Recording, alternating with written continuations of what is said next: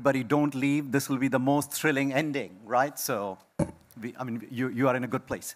So what we're going to do in this session is, I have Anton with me, who's the co-founder of 1inch. We're going to go a lot more deeper into blockchain and crypto. But also at the same time, we're going to simplify it, right? So now that's a tough task we have in front of us, Anton. That's what we need to do. We need to go deeper so we don't stay at the surface, but also we need to simplify it for people. Should we do that? Yeah. I think we can definitely do that. Cool, right? So we are up for the challenge. And at the end, if we have some time, we'll take some questions from the audience as well, right? So in your definition, Anton, how can you explain blockchain? So which again takes us deeper, gives us the meat of what a blockchain does, but also at the same time, make it simple for everybody to understand. I think probably the most underrated point of blockchain is that blockchain is considered by the most participants, most projects as some like a database, like a storage place where we can store data safely. But I believe that the most important part of the blockchain is that it can be used as an actor. The blockchain is actually the first and unique thing which is ultimately honest. And but it's limited. It can't do a lot of things which your arbitrary service can do. It can't go outside of blockchain to check data. I mean, it can do something, but only a few things are like really available and really reliable. The more complex things you're trying to do to achieve some data which is outside of blockchain, you have new risks. You have new services like oracles and other things. So blockchain is very limited actor, but it's ultimate honest one. Yeah, and I think that's the key part. It's an honest actor, right? I think that's something that it's first in the human history. Yeah, first in the human history, right?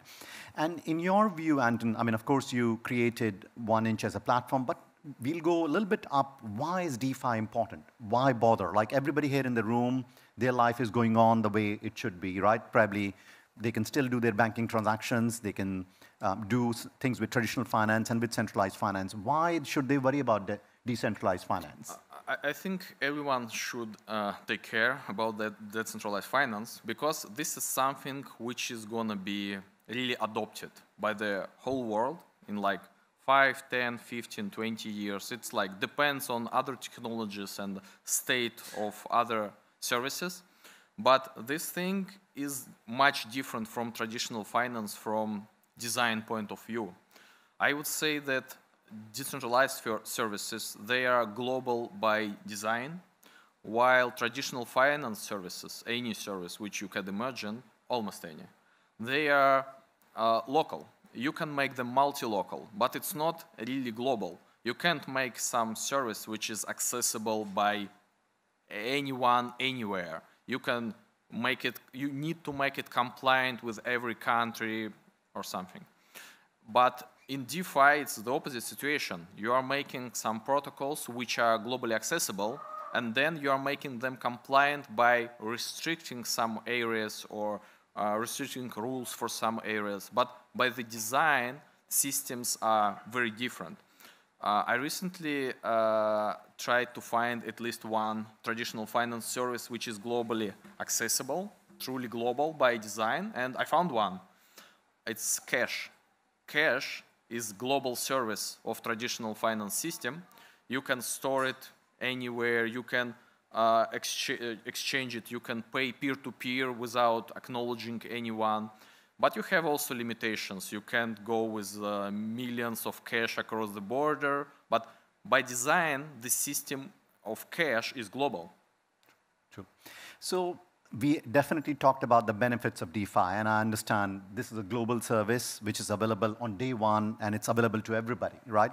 But are there some risks? And people in the audience should be aware of, hey, this isn't meant for me because, or there is certain risk that I should be aware of. Yes, the thing with DeFi, with any services which are like financial, you need to understand your risks. And for traditional finance and decentralized finance, risks are different. There are new kinds of risks in the decentralized world. And it's also important to understand, whenever you work with traditional finance, you need service to be compliant. You need users of this service to be compliant. And when you work with DeFi, users are not interacting with each other. They are usually doing this mostly indirectly. So for most of the protocols like exchanges, money markets, users, they interact with protocol, which is usually basically smart contract, which have some web page, which is basically interface to this smart contract. And the thing is that those protocols, until they are hacked, if they are like heavily audited, they work as intended. And they are compliant by definition. You can't make them more compliant than they are. And for some protocols, you are actually like, if you're a liquidity provider, you're providing liquidity to protocol. If you're borrowing or doing an exchange, it depends on the protocol. You are also interacting with protocol, and you do not interact with other people directly. But yeah, there are some protocols where you interact directly, and some participants needs to be aware of compliance of other participants, but that's also possible. The thing about DeFi is that it's actually financial freedom, which allows subsets of users to play with self-restrictions. So we will see services which are restricted. We will see users which are restricting services which they are using, like they could use not all liquidity, but part of liquidity, which is more preferable for them in terms of compliance. But that's a freedom that you can self-restrict yourself according to your needs. Yeah, I think that makes sense. So what you're saying is DeFi gives you options, and then from the superset or from the total number of people, different communities can essentially choose the rules that they decide to abide by, right? So a lot of people can say, hey, we want to abide by, for example, get everybody KYC'd and have a permission system within the broader system itself, for example. Yeah, because some people in DeFi, when they hear about KYC and restriction of services or groups of people, they're usually afraid of it, but actually there is nothing to afraid. There is a freedom to self-restrict sets of users, because if they want to play in compliance and be like more compliant than they are, they can do this. Why you should not prevent them? So that's the freedom. Yeah. And I agree with that. I think what is happening is now DeFi and CeFi, they are in two different circles, but over time, there will be this overlap area, and communities will choose essentially for what reason they want to essentially use that overlap area, because maybe they're able to get better pricing, because they want to interact with each other, and then either one of the sides will essentially choose to work with each other within that compartments. Yeah, both of the financial worlds are about values. And those who have those values, they need to move from traditional finance to decentralized one and back. And that's what makes those different financial services systems to connect to each other more heavily. Because this demand of this service to go like a bridging among those systems, there is a demand for this. So there will be services which will help you to do this. Yeah. Absolutely. There'll be entrepreneurs who will essentially create those services to make that happen. Yeah, yeah. So I want to go, yeah, please. And one more point about globality of decentralized finance is also about accessibility. As now we know, like 1.5 billion of adults are unbanked in the world. And traditional finance, I don't believe that traditional finance is gonna solve this in like 5, 10, 20 years. I mean, we are in 2024, and we could have been solved this, but we didn't. And truly global services here, they can really help. I mean, I believe that most of these people will be banked by decentralized finance system. I believe this more than traditional finance system will solve this, because the only thing you need to join decentralized finance is internet connection. And you need to have some values offline. If you have offline values, you can eventually exchange them for online values, and you can participate. You can access to services of exchanging.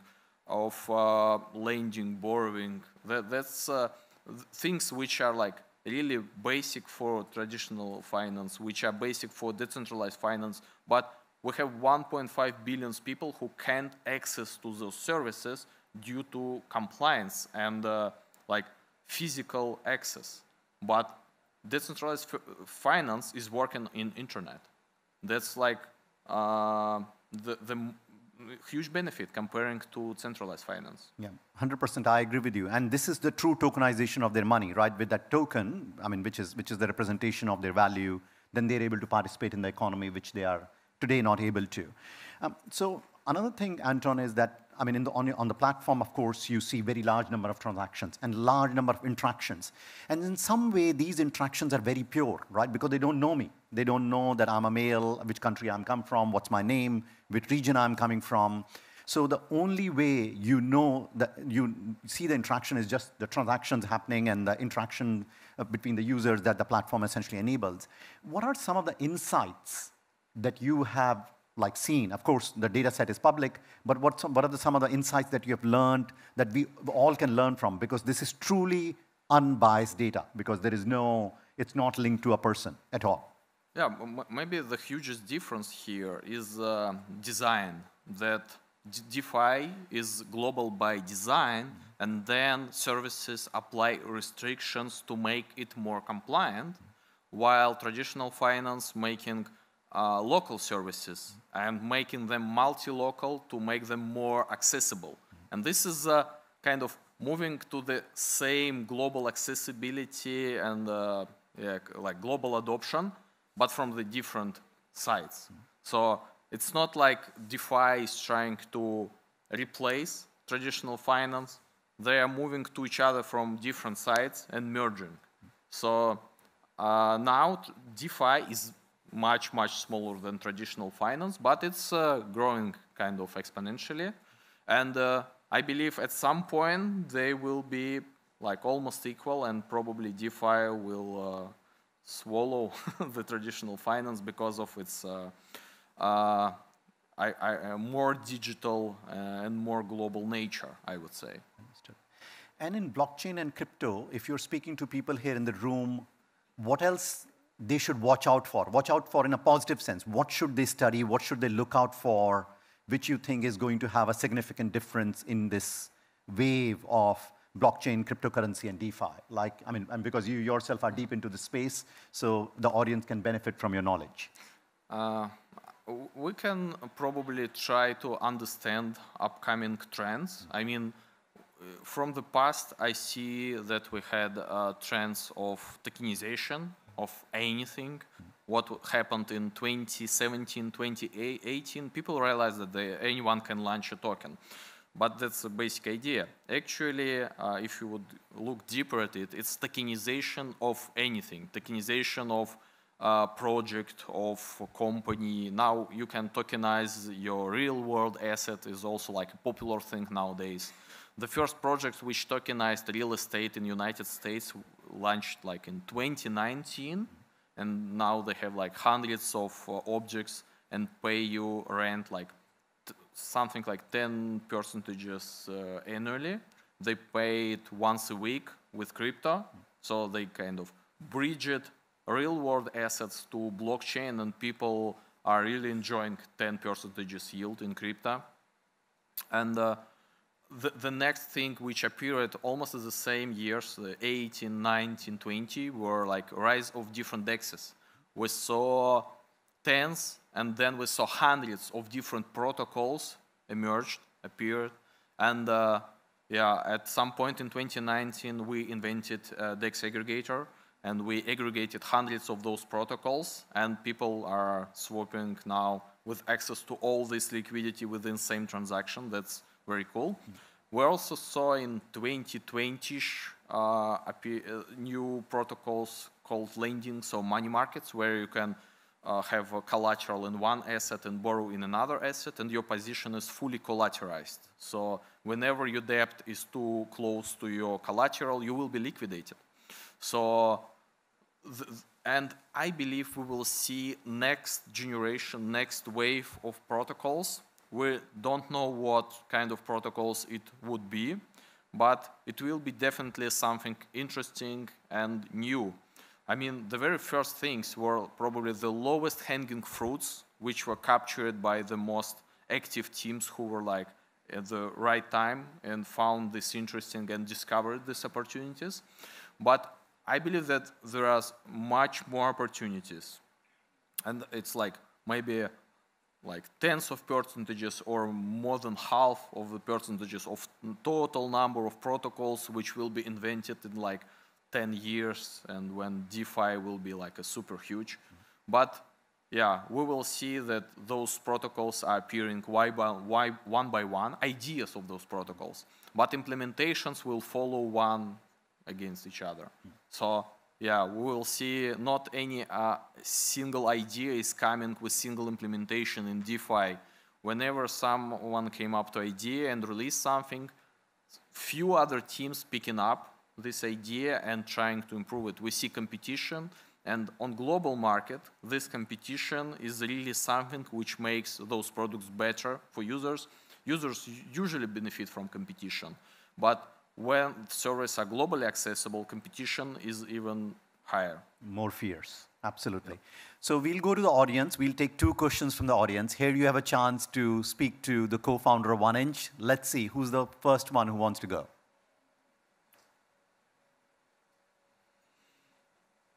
Yeah, please. Somebody, could you stand up, and I think they'll find you in terms of getting the mic over to you. Hi, Anton. Yeah, this question goes to, I mean, the topic in question, tokenized money, whether there's a developing consensus. Do you think that CBDC is the answer? I think CBDCs of different countries will end up with launching tokenized asset. I'm not sure which country will be the first one and the most brave to do this. Maybe Argentina. We don't know. But this will happen. I mean, countries, they have cash, they have digital money, and this is like a new trend and new opportunity. I mean, if you would look at total value in USDC or USDT, it's already huge. And this shows the demand that people on blockchain, they need dollar, they need euro, they need other currencies from traditional finance. They need them for storing value. They need them for leverage, for hedging their risks or something. It's like for really, really different needs. Those assets, they are utilized not only on wallets of people, they are utilized inside of different protocols differently. And I think that like in 5 years, we will definitely see one of the hugest countries to release their own national currency on blockchain. Probably this will be one of the hugest chains. I see that some countries are launching their own blockchains with their own national currency on them. This is kind of getting into DeFi direction.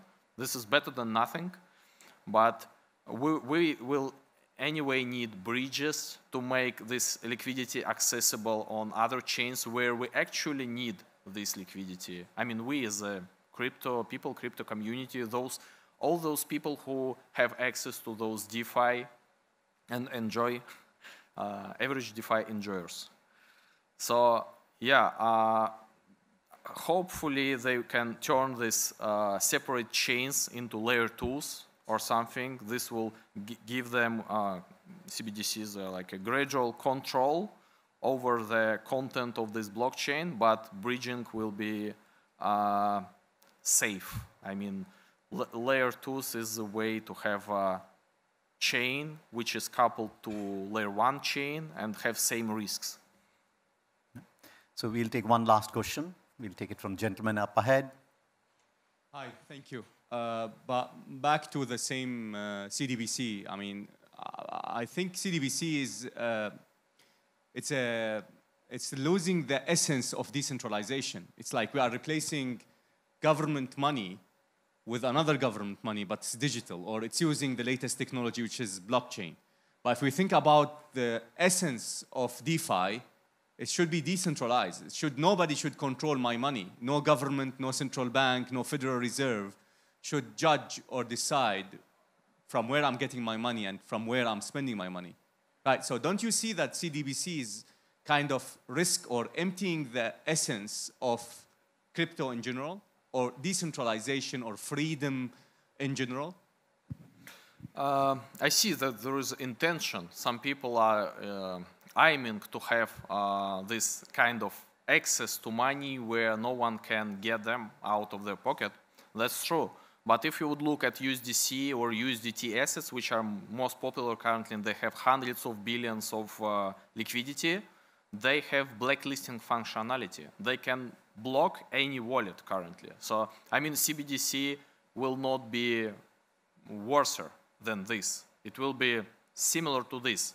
But it will be, now, if you store USDT, you don't have like an actual dollar. You have one more risk here that Tether company hold cash equivalent for your money or something like that. But if you will have CBDC, issued stable token, you have less risks here with the same, I would say, access and APIs. Yeah. Same functionality. Yeah. So, yeah.